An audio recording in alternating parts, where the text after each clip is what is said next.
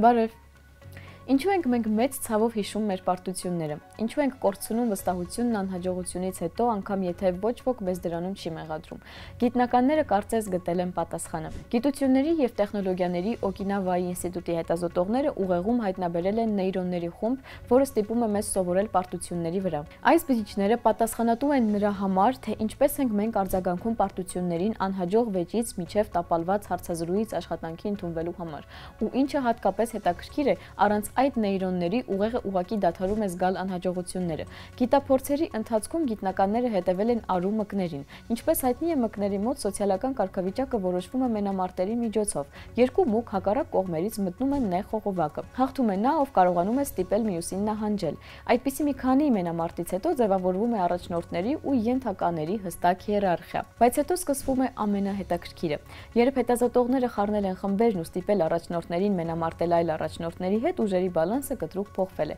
Որոշները բարձրացել են, մյուսները կորցրել իրենց դիրքը։ Առաջացել է այն, ինչ կենսաբաններն անվանում են հաղթողի էֆեկտ ու պարտվողի էֆեկտ։ Հաղթողները դարձել են ավելի վստահ, պարտվողները ավելի զիջող։ Երբ գիտնականները սկսել են ուսումնասիրել մկների ուղեղները, նրանք հայտնաբերել են մեղավորներին։ Դրանք գտնվում են ուղեղի այն հատվածում, որը պատասխանատու է մեր որոշումների ու ադապտացիայի համար։ Խոսքը դորսոմեդիալ ստրիատումում գտնվող խոլիներգիկ ինտերնեյրոնների մասին է։ Հենց դրանք են ակտիվանում կենդանու պարտություն կրելու դեպքում, ու եթե ժամանակավորապես անջատել այդ բջիջները, պարտված մուկը հանկարծ սկսում է իրեն պահել ոչ պարտվածի նման։ Նա կրկին մարտի է նետվում, կարծես ոչինչ էլ չի եղել։ Այսինքն ուղեղը բառացի հիշում է պարտությունները ոչ թե որպես իրադարձություն, այլ որպես հրաման ապագայի համար։ Զգույշ եղիր, ռիսկի մի դիմիր, նահանջիր, ու անում է դա կոնկրետ նեյրոնային ցանցի միջոցով։ Իդեպ լրիվ այլ կերպ է աշխատում հաղթանակը։ Այն ուժեղացնում է դոմինանտությունն այլ ուղեղային մեխանիզմների միջոցով, որոնք կապված են պարգևատրման ու մոտիվացման հետ։ Պարտությունը սակայն ներդրվում է որոշումների կայացման ցանցերում, ազդելով վարքագծի ճկունության վրա։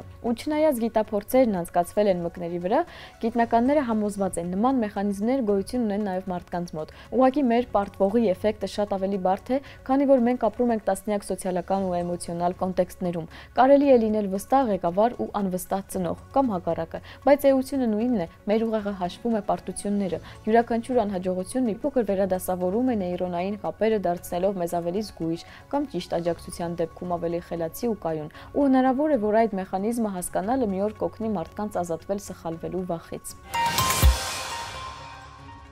Չինաստանում առաջին անգամ կենդանի բուժառուին փոխպատվաստել են խոզի գենետիկ մոդիֆիկացված լյարդ։ Այո, ոչ թե ուղեղի հաստատված մահ ախտորոշմամբ, այլ կենդանի մարդու։ Բուժառուն լյարդի ծանր ֆիբրոզով եւ ուռուցքով 71-ամյա տղամարդ է։ Նա չի համապատասխանել մարդկային օրգանի փոխպատվաստման ստանդարտ չափանիշներին։ Այդ իսկ պատճառով չինացի բժիշկները որոշել են դիմել գիտափորձի, հիվանդի լյարդին ավելացնել խոզի լյարդի աջ հատվածը, որում ԴՆԹ-ի տասնյակ մանրակրկիտ մշակված փոփոխություններ են։ Բնականաբար, փոխպատվաստման համար օգտագործել են ոչ սովորական խոզ։ Մինչև այդ կենդանու գենոմում իրականացվել է 10 մոդիֆիկացիա այն մարդկային մարմնի հետ առավելագույն համատեղելի դարձնելու համար։ Հեռացրել են իմունային վանում առաջացնող գեները, ավելացրել են մարդկային գեներ մազանոթները պաշտպանելու, թրոմբների առաջացումը կանխարգելելու ու իմունային համակարգի պատասխանը դանդաղեցնելու համար։ Օրգանը բառի բուն իմաստով վարժեցվել է մարդկային ֆիզիոլոգիային, ու երբ օրգանի փոխպատվաստված մասը միացրել են արյան շրջանառությանը, այն միանգամից սկսել է աշխատել,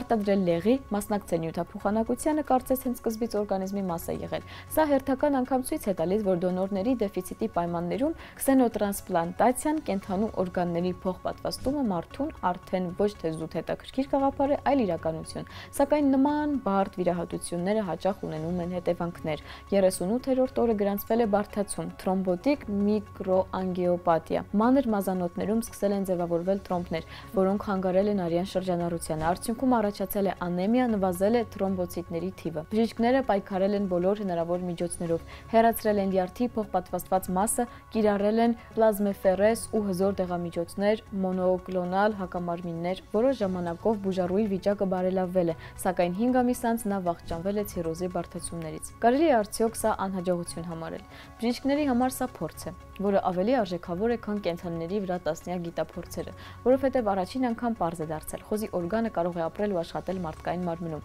Կարճ ժամանակով, բայց կարող է։ Սա նշանակում է, որ բնության կողմից միլիոնավոր տարիների ընթացքում կառուցված պատնեշը տեսակների միջև հնարավոր է հաղթահարել։ Սրան հասնելու ճանապարհը բավականին բարդ է եղել։ Դեռ 2021 թվականին գիտնականներն առաջին անգամ խոզի սիրտ, երիկամներ ու անգամ լյարդ են փող պատվաստել ուղեղի մահ ախտորոշման բուժառուների։ 2022-ին ամերիկացի բժիշկները կենդանի մարդուն փող պատվաստել են խոզի սիրտ, իսկ 2024-ին խոզի երիկամ։ Իսկ հիմա արդեն լյարդ։ Սա ամենաբարդ օրգանն է ուղեղից հետո։ Մարդկային մարմնի կենսաքիմիական լաբորատորիան եւ ֆիլտրը։ Ինչու է սա կարևոր։ Որովհետեւ դոնորական օրգանների դեֆիցիտը ժամանակակից բժշկության ամենասուր խնդիրներից է։ Ամեն օր աշխարհում մահանում են հարյուրավոր մարդիկ, այդպես էլ չհասնելով փոխպատվաստման։ Չափերի ու ֆիզիոլոգիայի նմանության շնորհիվ խոզերը կարող են դառնալ ապագայի կենսաբանական դոնորներ։ Եթե գիտնականները կարողանան լուծել թրոմբների իմունային պատասխանի եւ հակագեների տարբերության հետ կապված խնդիրները, մենք կհայտնվենք միջտեսակային տրանսպլանտոլոգիայի դարաշրջանում։ Սա արդեն հնարավոր է արդյոք, հարցը չի։ Իհարկե հնարավոր է։ Հարցը նրանում է, թե երբ դա տեղի կունենա, երբ շարքից դուրս եկած սրտով մարդը կկարողանա ստանալ նոր օրգան, թեկուզ ոչ մարդկային, բայց աշխատող, երբ հիվանդանոցներում կհայտնվեն լաբորատորիաներ, որոնք օրգաններ կաճեցնեն կոնկրետ բուժառուի համար։ Հենց այդ ժամանակ դոնոր բառը կդադարի ողբերգության հոմանիշ լինել։ Չինացի բուժառուի պատմությունը պարտության պատմություն չի։ Սա բժշկության նոր դարաշրջանի առաջին քայլերից է։ Այս շաբաթվա գիտաֆանտաստիկ գիրքը Մերի Շելիի Ֆրանկենշտեյն կամ ժամանակակից Պրոմեթևս վեպն է։ Սա ուղղակի պատմություն չէ հրեշի մասին։ Սա առաջին իսկական գիտական ֆանտաստիկան է գրականության մեջ։ Երիտասարդ Մերի Շելին, ով 1818 թվականին ընդամենը 18 տարեկան էր, գրել է վեպը մի զրույցից հետո, որի ընթացքում քննարկվում էր արդյոք կարող է մարդը կյանք ստեղծել։ Այն ժամանակներում գիտությունը նոր էր բացահայտում էլեկտրականությունը, անատոմիան, մեխանիկան ու թվում էր մարդն ուր որը կդառնա աստված։ Վիկտոր Ֆրանկենշտեյնը կյանքի այս երազանքն ու չափազանց թանկ վճարեց դրա համար։ Նա կարողացավ կենդանացնել մահացած մարդկանց մարմնի մասերից հավաքված արարածի սարսափելով սեփական հայտնագործությունից։ Մերի Շելին կյանքի ու մահվան հետ էքսպերիմենտի միջոցով քննարկում է կարևորագույն բարոյական եւ փիլիսոփայական հարցեր։ Ինչ կլինի, եթե գիտելիքն առաջ անցնի պատասխանատվությունից։ Ֆրանկենշտեյնը զգուշացնում է գիտական առաջընթացի արժեքի մասին ու այն գրվել է գենետիկայի ու արհեստական բանականության հայտնվելուց շատ ու շատ առաջ։ Իսկ այսօրվա համար այսքանը, կհանդիպենք։